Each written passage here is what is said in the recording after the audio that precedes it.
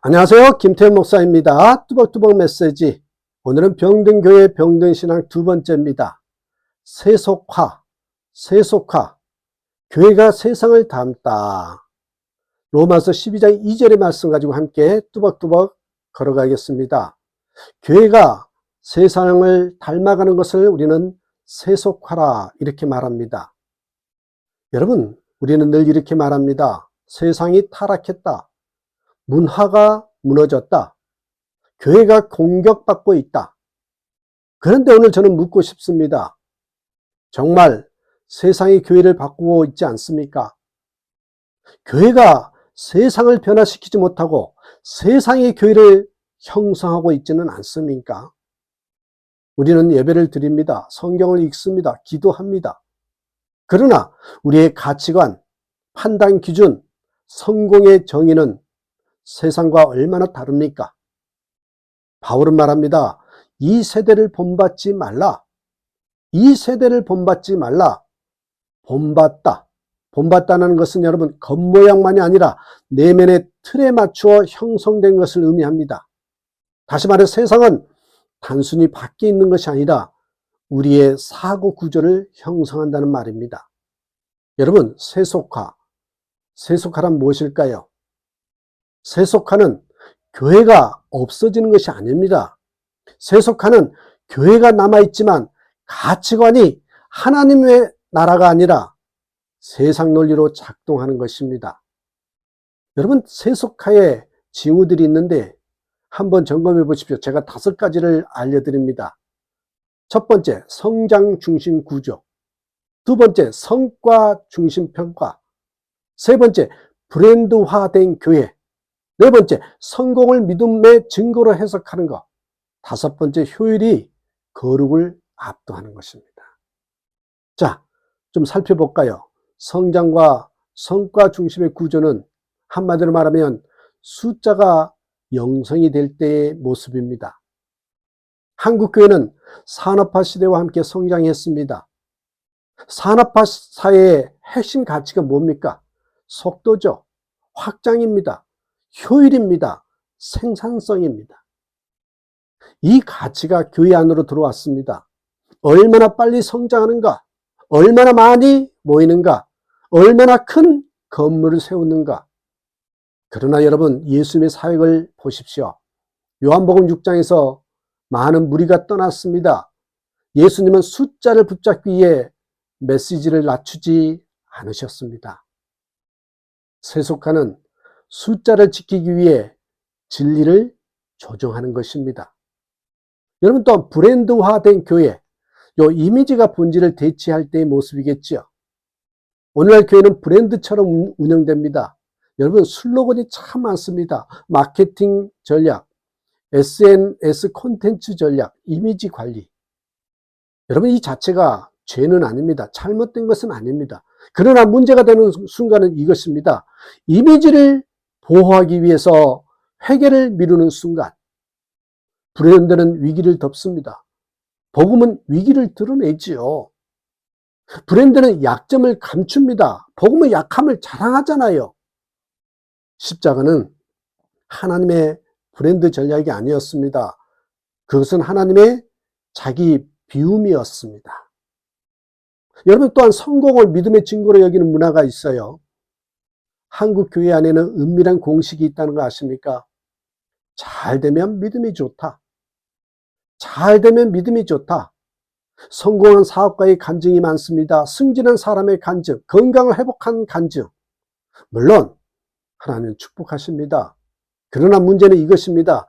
고난 속에 있는 성도는 은밀히 실패자로 느낀다는 것이죠.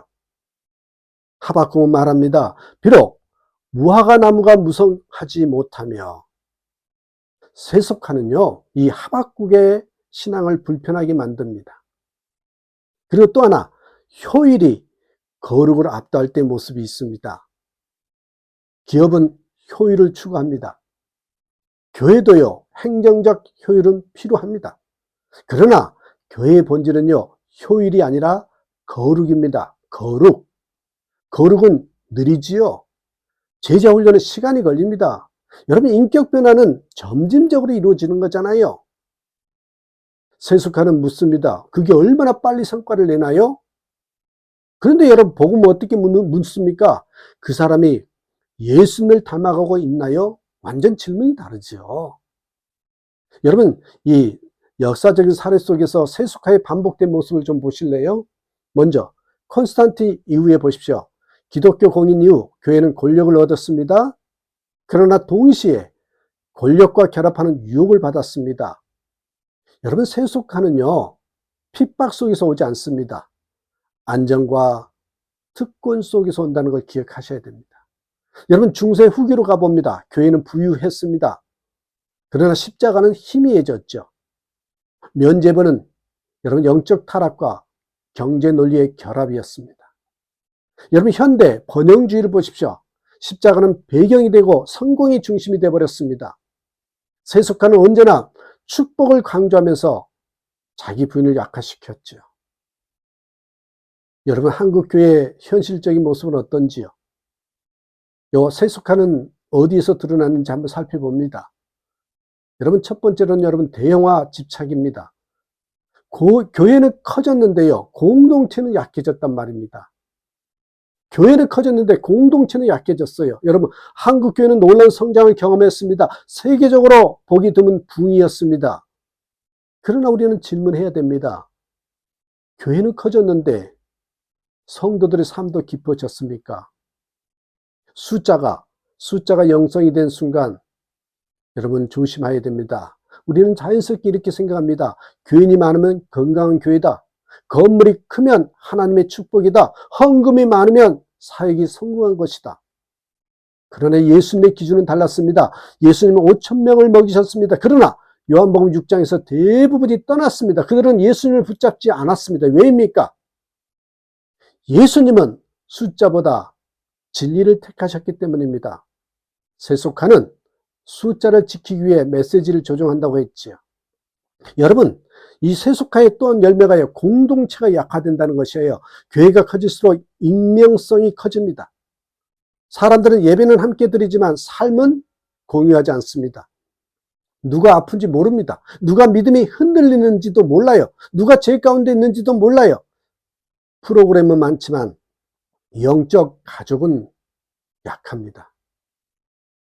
여러분, 세속화는 교회를 몸이 아니라 플랫폼으로 만들어버립니다. 그러나 성경은 말합니다. 너희는 그리스도의 몸이라. 너희는 그리스도의 몸이라. 몸은 연결되어 있습니다. 몸은 책임을 집니다. 몸은 함께 아파하지요. 또 여러분, 정치적인 동일시하는 모습이 있어요. 교회가 특정 이념과 동일시될 때 복음은 좁아집니다. 복음은 좌도 아니고 우도 아닙니다. 복음은요, 하나님 나라입니다. 그러나 교회가 특정 정치 진영의 언어를 그대로 사용하고 특정 이념의 적대 구조를 그대로 가져오면 복음은 그 진영 안에 갇히게 되죠. 그 결과는 무엇입니까? 교회 안에서도 분열이 일어납니다. 젊은 세대는 정치 집회로 느낍니다. 세상은 교회를 신앙 공동체가 아니라 정치 집단으로 인식합니다. 예수님은 십자가에 달리셨습니다.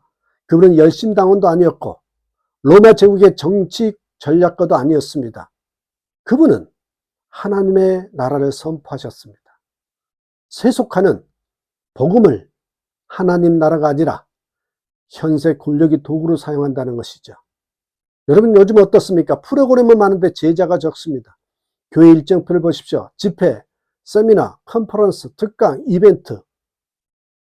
그러나 묻고 싶습니다. 진짜 제자는 얼마나 있는지요? 예수님은 말씀하셨습니다. 너희는 가서 제자를 삼으라고. 제자는 예수님의 말씀을 배우고 그 말씀에 순종하며 삶이 변하는 사람입니다. 그러나 세속화는 참여자를 원합니다. 관객을 만듭니다. 프로그램은 즉각적 반응을 줍니다. 제자 훈련은 시간이 걸립니다. 세속화는 빠른 성과를 선호하죠. 그러나 복음은 느린 변화를 요구합니다.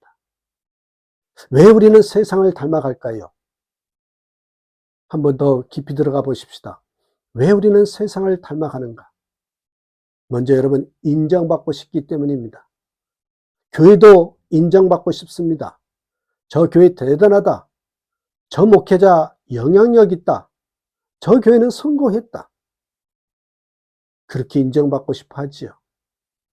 그러나 복음은 뭐라고 묻는지 아십니까? 그래, 하나님이 기뻐하시는가? 그런 것들이 과연 하나님이 기뻐하시는가? 이 질문을 던져야 된다는 것이죠.